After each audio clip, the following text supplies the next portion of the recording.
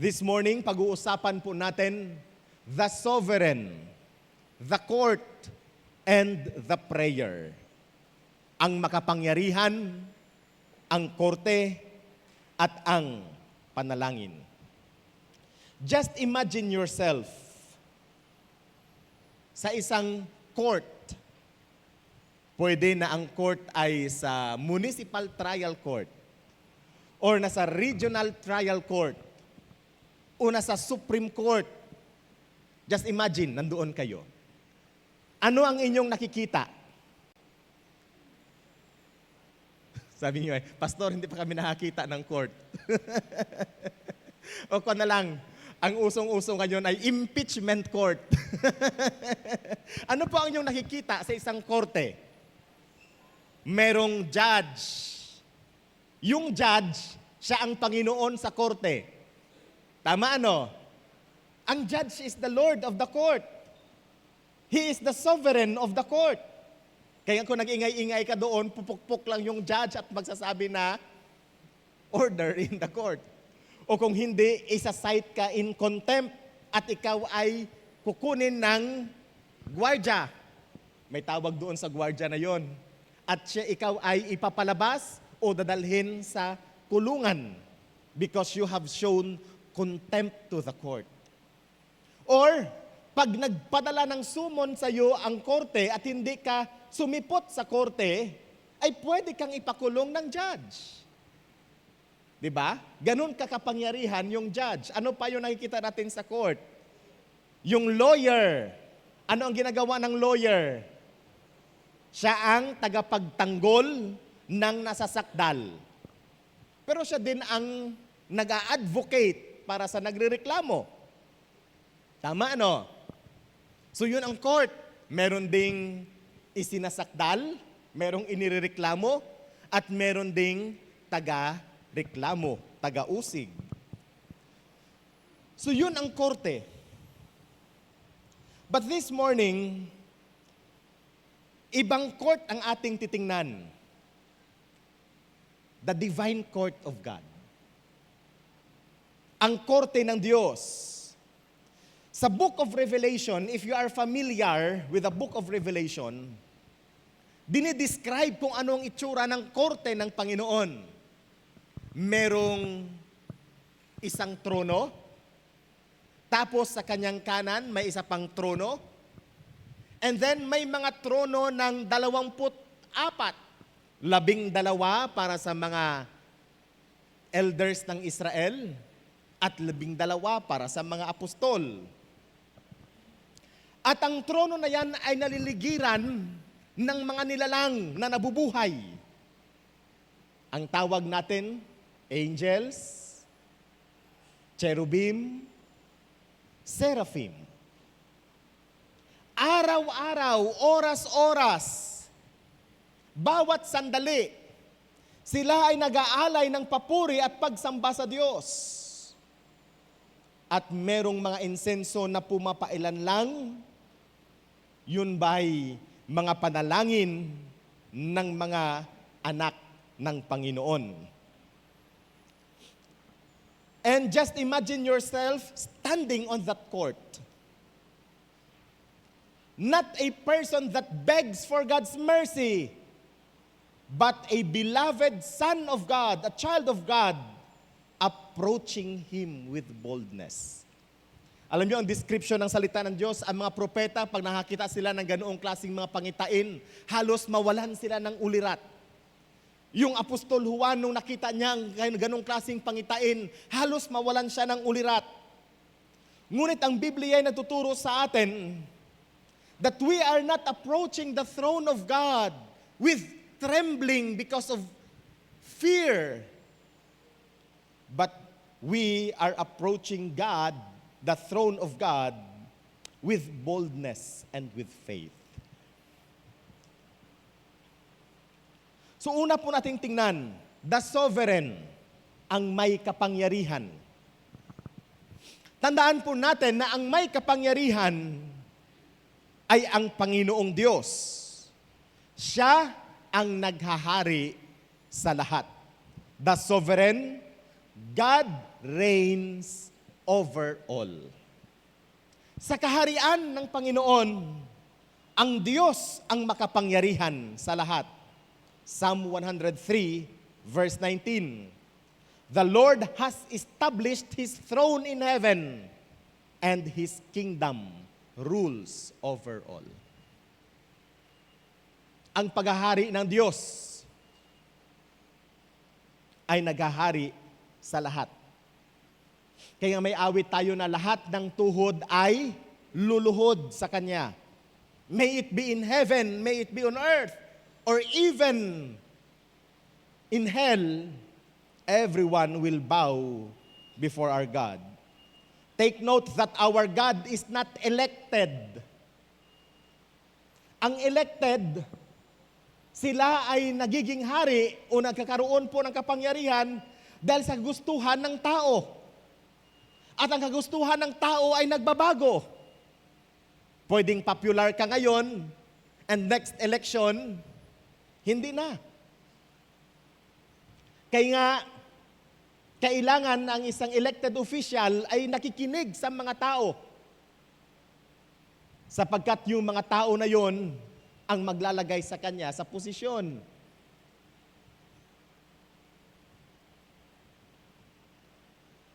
Our God is not appointed, that is serving on the pleasure of the one that appoints.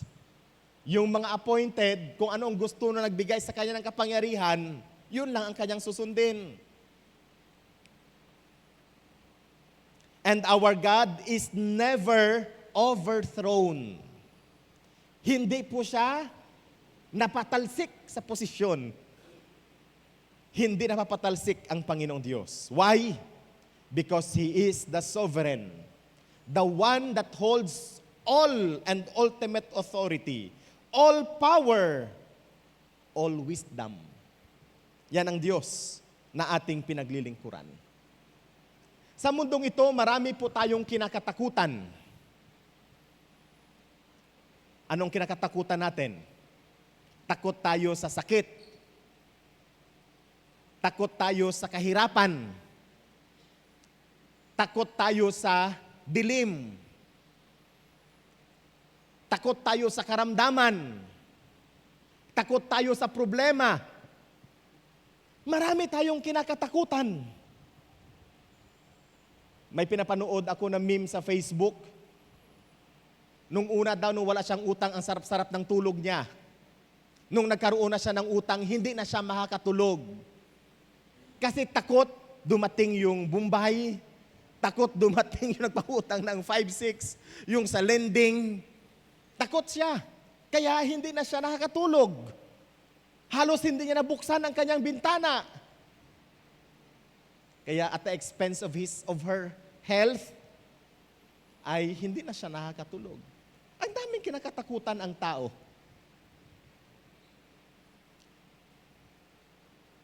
Takot din tayo sa demonyo. Sabi nung iba, huwag kayong pumunta dyan sa lugar na yan. Kung hindi, mangangati ka. Mamamaga ang iyong balat. Magkakasakit ka. Kasi may nakatira dyan. Nung nag-apply kami ng board examination sa San Agustin dati, doon kami pinastay sa munisipyo ng San Agustin. Doon kami natulog, Sister Claudette. Kinabukasan, yung makasamahan namin, ang dami-daming mga kalmot. Tapos ako walang kalmot. Ako tuloy na pagkamalang ng almot sa kanila. Hindi naman. Sabi nila, ganun talaga daw doon sa lugar na yon. Hindi nga daw sila nakatulog. Ako naman ang sarap ng tulog ko. Marami tayong kinakatakutan. We have lots of things that we are afraid of. But the reality is that there is a higher power than those things. Meron pong mas makapangyarihan kaysa sa mga bagay na yon.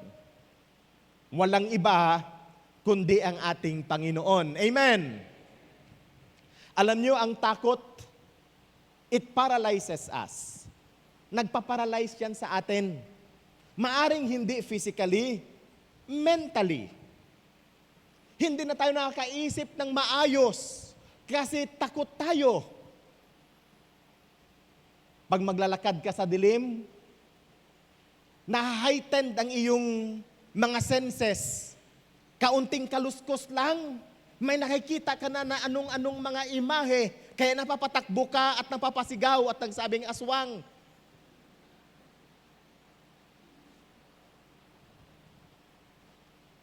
Kasi napapangunahan ng takot na kung tingnan mo lang naman ang maigi, ay isang uri pala ng maliit na lizard. Tumakbo papalayo sa iyo. Ikaw naman tumakbo papalayo sa kanya. Pareho kayong dalawang takot sa isa't isa. There is a higher power where we can put our trust to when we face something that instills fear to us. Walang iba kundi ang ating Panginoong Diyos. He is the King of Kings. It means that God is above every earthly power. Ang Panginoon natin, hari ng mga hari, mas makapangyarihan pa sa lahat ng may kapangyarihan sa mundong ito. God is the judge of all the universe. Completely just, completely holy.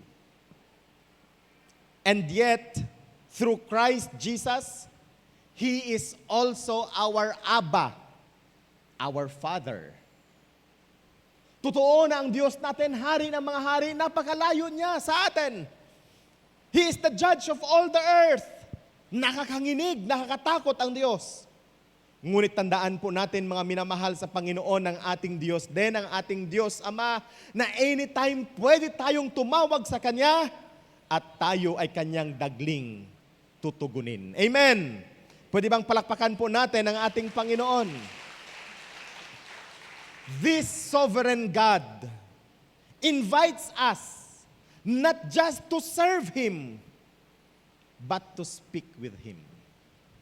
Ang makapangyarihang Diyos na ito ay nag-aanyaya sa atin, hindi lamang na siya'y ating paglingkuran, hindi lamang na siya'y bigyan natin ng kagalakan, hindi lamang na siya'y ating sambahin sa Espiritu at katotohanan. Ang Diyos na makapangyarihang ito ay nag-aanyaya sa atin upang siya ay ating kausapin at siya ay ating makasama. Na-enjoy po ba natin ang pagkakataon at panahon na kasama natin ang Panginoon? Amen? Na-enjoy po ba natin na nakakausap ang Diyos? Meron po ba tayong kalayaan sa Panginoon na sabihin natin, Panginoon, ito po ang aking nararamdaman.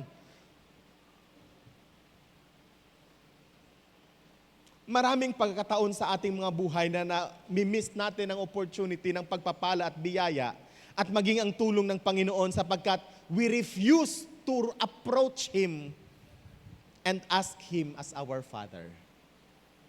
Kaya ang sabi ng ating Panginoon, hindi nyo natatanggap maging hanggang sa oras na ito sapagkat hindi kayo nananalangin. Naalala ko tuloy ang isa sa mga illustrations ni Pastora Flor na pagdating sa langit, makikita natin nandoon pa sa store room yung mga bagay-bagay na dinidesire natin sa lupa. Nandoon pa. At sinabi, Panginoon, bakit narito pa ito? Di ba gustong-gusto ko ito? Ang sagot ng Panginoon, kasi hindi mo hiningi. Hindi ka lumapit sa akin, sa lending ka lumapit. Hindi ka lumapit sa akin. Pinagtrabahuhan mo ng todo hanggang ikaw ay nagkasakit. Hindi ba napaka-sweet ng ating Panginoon? Maraming mga bagay-bagay na ating dinidesire, and if we desire it by faith, at kung ito'y kalooban ng Panginoon, binibigay ng Panginoon even though hindi natin pinaghirapan ng todo. Because our Father is a loving Father. Ang sabi ng ating Panginoon, meron bang ama na magbibigay sa kanyang anak na humihingi ng tinapay ngunit ahas ang ibibigay? Meron ba ganong klaseng ama? Wala. Sapagkat ang Ama natin ay mabuti sa atin. He is always inviting us to speak to Him. Maraming pwedeng ilapit sa Panginoon. Maraming pwedeng idulog sa ating Panginoon. This year, I realized, ang pinapasoldohan ko, Pastor Celso, sa Bible School, ay napakaraming tao. Halos umaabot na ng 150,000 a month ang aking pinapaswelduhan sa Bible School. Ay ano naman ang ipapasweldo ng Bible School? Naalala ko nung nagsimula ako sa Bible School, ang budget namin a month is 35,000 pesos. Sweldo sa staff, sweldo sa faculty.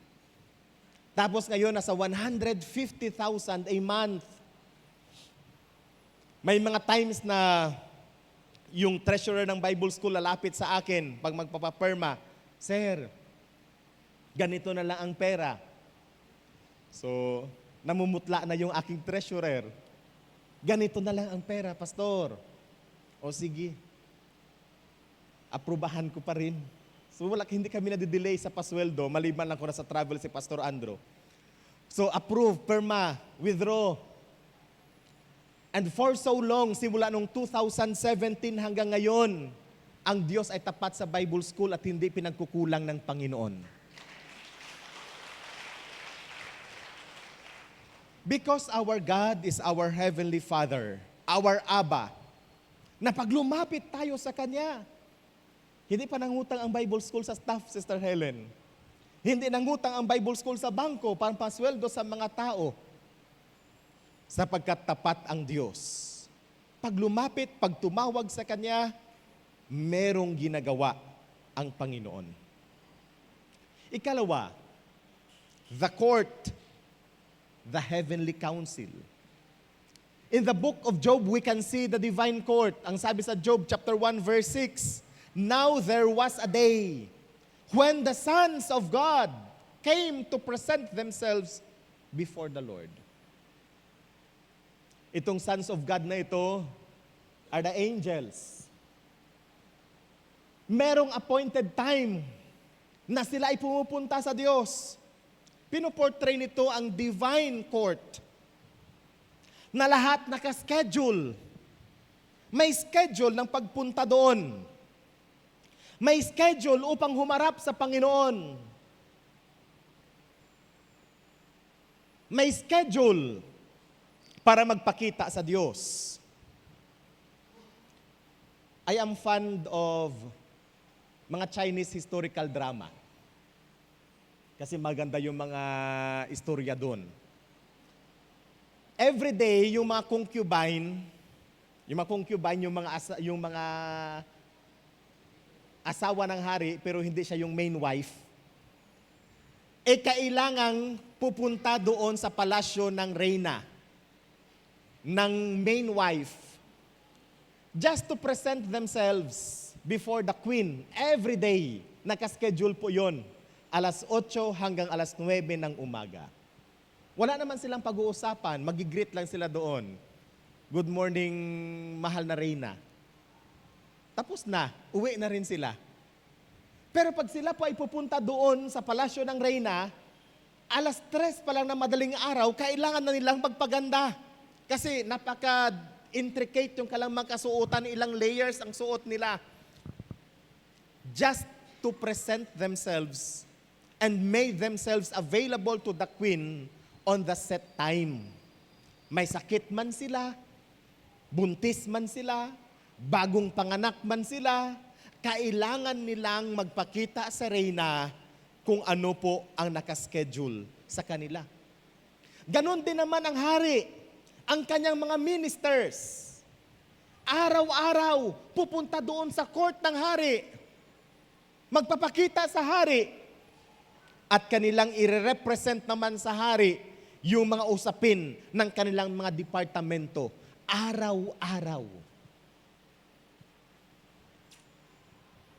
So yung book ng Job chapter 1 verse 6 nagpapakita sa atin that there is something that is happening in the court of heaven. Heaven operates with order. Angels are present. There is worship, intercession, and even deliberation. Hindi ba nag-deliberate si Satan sa Panginoon? Doon sa Job? Ano ang sabi ng Panginoon? Saan ka nang galing? Ang sagot naman ng Satanas, paruon pa rito. Kaya mahirap ito nagsasabi na, saan ka? Ay, paruon pa rito. Paruon pa rito, paakyat panaog, sabi ng Satanas.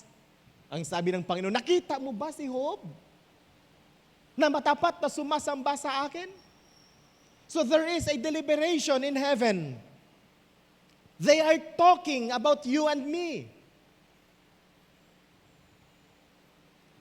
Kaya nga, isa sa mga titles ni Satan ay accuser. Tama ano? He is accusing us before God. Ina-accuse tayo. And then isa din sa mga titles ni Jesus ay, He is our advocate. He is the one that mediates for us. When Satan accuses us, Jesus Christ stands for us. Amen. Salamat sa Panginoon sapagkat merong nagdidepensa sa atin. Walang iba kundi ang ating Panginoong Hesukristo. Pwede bang palapakan natin ang Panginoong Jesus? Hallelujah! Praise God! Just imagine kung walang dumidepensa sa atin sa trono ng Panginoon. What will happen to us? The court is not chaotic. It is majestic, it is reverent, it is powerful. But there is a miracle through Jesus. We have access in this heavenly council. Hebrews chapter 10 verse 19, therefore, brothers and sisters, since we have the confidence to enter the most holy place by the blood of Jesus. Meron tayong confidence na pumasok sa dakong kabanal-banalan, sa korte ng ating Panginoon, sapagkat nasa atin ang dugo ni Jesus. Kung maalaala ninyo sa Book of Esther, nung narinig ni Mordecai, tapos si Mordecai yung kanyang tito, di ba? Nung narinig ni Mordecai na ang mga Israelites ay papatayin sa bisa ng utos ng hari dahil sa panglalabi ni Haman, ay lumapit siya kay Esther. Kinausap niya si Esther, stand for your people. Intercede for your people, sabi ni Mordecai. Who knows? Niloob ng Diyos na ikaw ay maging reyna para sa panahong ito. Ikaw ang tatayo at ikaw ang maninindigan para sa kanyang mga anak. Pero may problema. Walang schedule si Queen Esther na pumunta sa korte ng hari. Walang schedule. At sa kanilang kultura, pag hindi ka nakaschedule at pumasok ka doon sa court ng hari, you are courting death. Nag-play of words ako. Mamamatay ka. Parurusahan ka ng kamatayan. Unless otherwise, the king will raise his scepter towards you and to grant you dispensation from that penalty. May problema. Hindi basta-bastang makapasok sa trono ng hari. Kaya, ang ginawa ni Esther, they fasted. Bagamat hindi binanggit kung anong ginawa nila during that fasting day, but she fasted. Together with her attendants, they fasted. And doong siya po ay handa na, siya po ay pumunta sa trono ng hari. Sa throne room ng hari. We don't know what will happen to Queen Esther. It might be that the king is in the height of his anger because of what's happening in his kingdom. Alam niyo na pag ang hari pa nagalit, ay kahit sino pwedeng patayin. He deposed the former queen, Vashti. Tinanggal niya ang dating reyna na si Vashti because she offended the king. It might cost your life, it might cost your position, it might cost your wealth, it might cost your reputation just to enter the throne room of the king or to offend the king.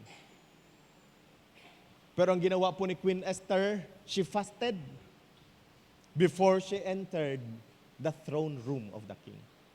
Nung nakita po siya ng hari, instead na magalit yung hari, he dispensed.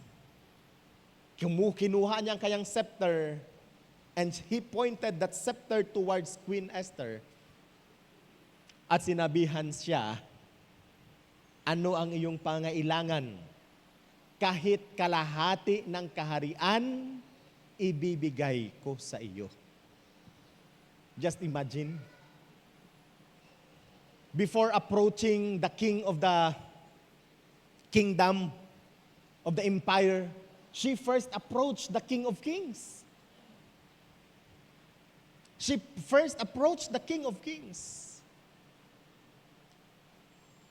Lumapit muna siya sa Diyos by fasting. Pero doon po ang realidad. Pag wala kang appointment sa hari, ikamamatay mo. Salamat sa Diyos, sapagkat sa ating panahon ngayon, hindi na natin kailangan ng appointment para lumapit sa Diyos at sa hari ng mga hari. Amen. Anytime pwede tayong makalapit sa Diyos. Anytime pwede tayong tumawag sa Panginoon. Anywhere we can approach God with confidence because of the blood of the Lord Jesus Christ. Amen.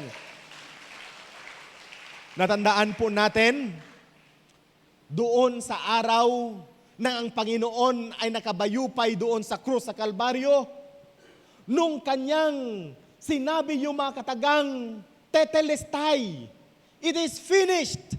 Ano po ang nangyari? Yung tabing na humahati sa Holy of, at saka sa Holy of Holies ay nahati. Nagsisimbolo lamang na anytime pwede tayong makalapit sa atin pong Panginoon. So brothers and sisters in Christ, our prayer are not bounced around in the spiritual void. Wayag gig-umpok-umpok. Umpok-umpok ba karakin alias o jungan? Hindi nagba-bounce back yung ating mga prayers. Naririnig sa korte ng langit ang ating mga hinaing. Amen. Naririnig in the court of heaven where decisions are made, where destinies are shaped, and where wars are won. Our prayers, our supplications, our requests are heard by the King of Kings and the Lord of Lords. Brothers and sisters in Christ, the heavenly council, the heavenly court is always available for us.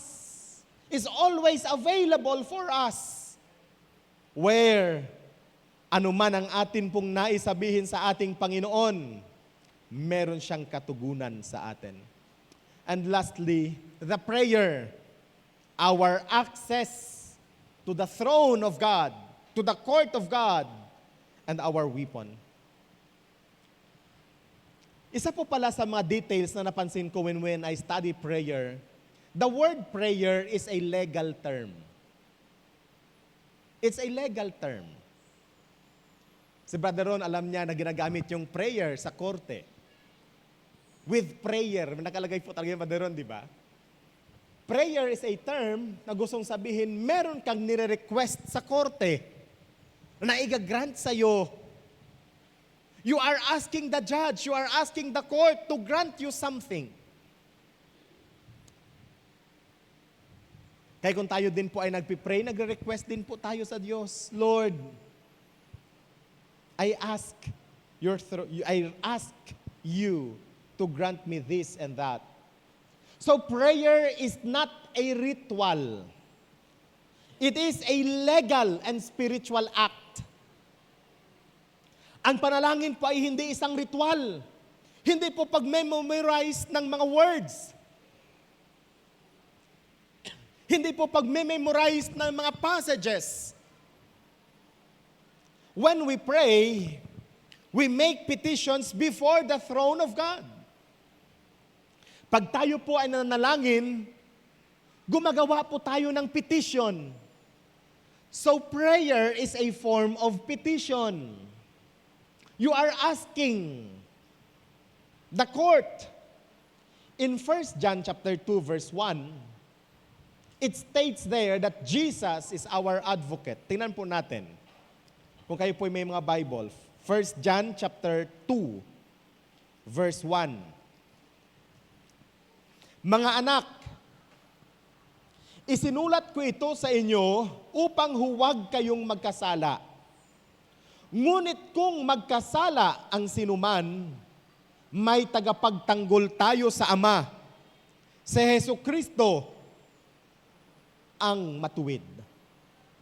So Jesus is referred here as our advocate. Siya yung ating tagapagtanggol.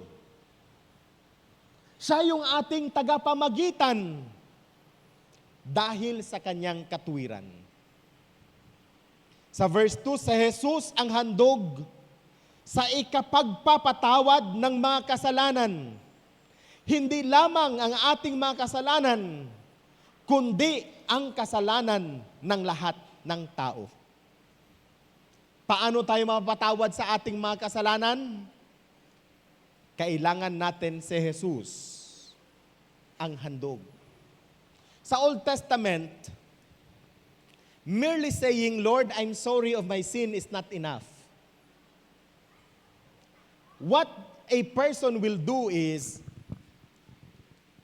kukuha siya ng pinakamataba, pinakamaayos, walang bahid dungis, na kambing, na tupa, o baka mula sa kanyang kawan. Dadalhin sa templo ng Panginoon. Ipapakita sa pari kung ito ay katanggap-tanggap sa Diyos.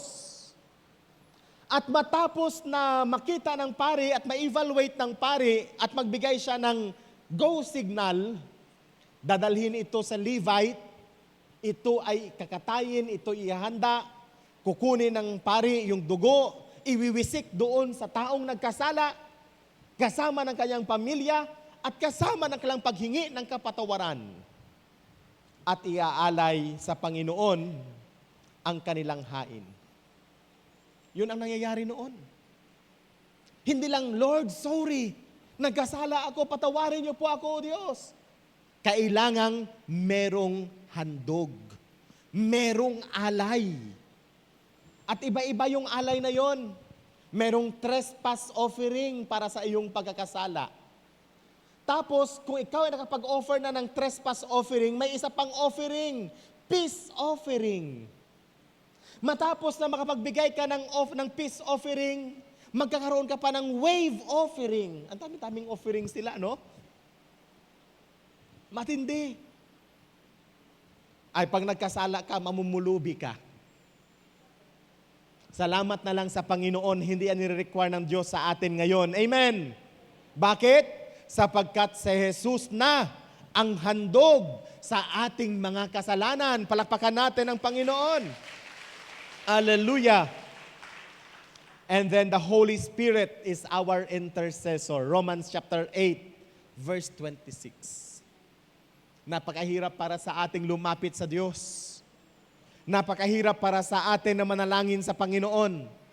But with the Holy Spirit, even the things that we have difficulty of telling to God, the Holy Spirit will do it for us. Alam naman natin na wala tayong maitatago sa Panginoon, pero ang hirap-hirap umamin sa Diyos. Di ba? Alam naman natin, nakikita ng Diyos ang lahat sa atin. Pero ang hirap-hirap sabihin, Lord, ginawa ko po ito. Ang hirap natin sabihin yan sa Diyos. Alam natin na wala tayong may tatago sa Kanya, kaya minsan sabi natin, Lord, patawarin niyo po ako. Alam niyo na po yun, Panginoon. Please forgive me, Lord. Lord, you know. Kasi ang hirap nating banggitin. But with the intercession of the Holy Spirit, we can do that with the Lord. There is no use of telling to the Lord, Lord, nakakahiya naman kasi nakita niyo na. Hindi naman yun na ililihim sa Diyos. Hindi naman yun natatago sa Panginoon. We are never alone in the courtroom of God. Jesus Christ is our advocate. The Holy Spirit is our intercessor before the judge of heavens and earth. Let me tell you what happens when a believer prays. When a believer prays, in Daniel chapter 10, verses 12 to 13, angels are dispatched to minister to us. Pag tayo po nanalangin, nagpapadala agad ang Diyos ng minister. Nagpapadala agad ang Diyos ng ministro upang abutin tayo sa ating mga pangailangan. Angels are dispatched when we pray. When we pray, heavens move. When we pray, chains break. When we pray, lives shift. And when we pray, God listens. Brothers and sisters in Christ, prayer is not our last resort. Prayer is our first response because we know that the God of gods, the Lord of lords, the King of kings is seated in His throne and He listens us. That is why in James chapter 5 verse 16 it says, the prayer of a righteous person is powerful and effective. Pwede bang sabihin natin ulit? The prayer of the righteous person is powerful and effective. Ang panalangin ng matuwid ay makapangyarihan at may bisa. So let us stand before the throne of God, not in our own righteousness, but in the righteousness of Jesus that was imputed to us. Tumayo po tayo sa trono ng Panginoon, hindi dahil sa ating katwiran, kundi sa katwiran ng Panginoong Jesus na isinuot sa atin sa mamamagitan ng pagbubo ng Kanyang dugo. Timely din ang ating celebration ngayong umaga, ang ating communion, na nagpapaalaala sa atin na si Jesus ay nakabayubay doon sa krus sa Kalbaryo upang linisin ang ating mga kasalanan. Na sa mamamagitan ng paglinis ng Kanyang dugo, tayo'y makakatayo sa trono ng Kanyang biyaya ng may katwiran. Tayo'y makakatayo sa trono ng Kanyang biyaya ng merong pagtatagumpay. So, the sovereign in His court welcomes us, acknowledges us, and even our prayer shakes the heaven. So meron po akong tanong sa inyo ngayong umaga. Are you approaching the throne of God with confidence in your prayer? Tayo po ba ay lumalapit sa throne ng Diyos na merong confidence? Hindi na magdadalawang isip, hindi na magdadalawang salita, hindi mahihiya pag lumapit sa Diyos. Panginoon, hindi niyo po ako bibiguin. Are we praying like someone who has the access to the King of Kings and the Lord of Lords? O malayo pa rin tayo sa Kanya?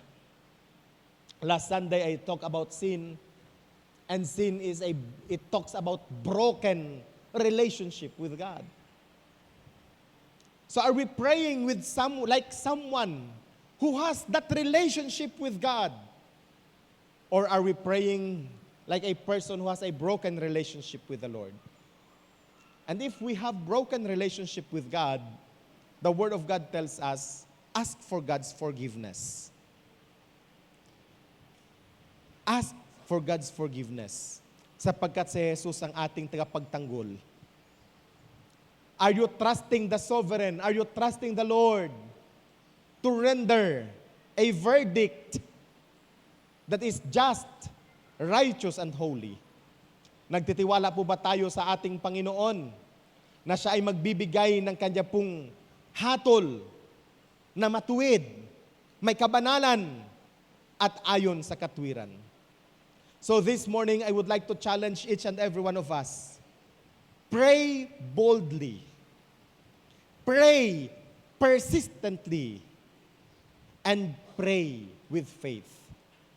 Manalangin ng may katapangan, manalangin ng may pagpapatuloy, at manalangin ng may pananampalataya. Bukas ang korte ng langit para sa sino mang lumalapit sa Kanya. Nakikinig ang hari ng mga hari, at meron po tayong tagapagtanggol at tagapamagitan na siyang tutulong sa atin sa ating pananalangin.